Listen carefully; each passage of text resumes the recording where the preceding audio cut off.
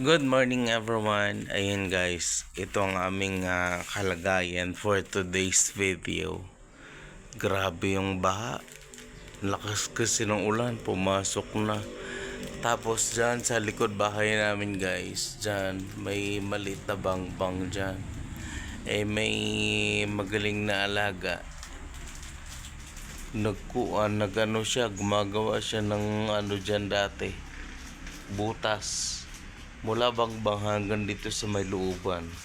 O di sumuta ang tubig dito. Ayan o. Mandyan yung butas guys. Mula sa bangbang. Napuno ng tubig. Papunta rito. Sa aming higaan. Dito lang kami natutulog eh. Kasi ayan pa mga tambak.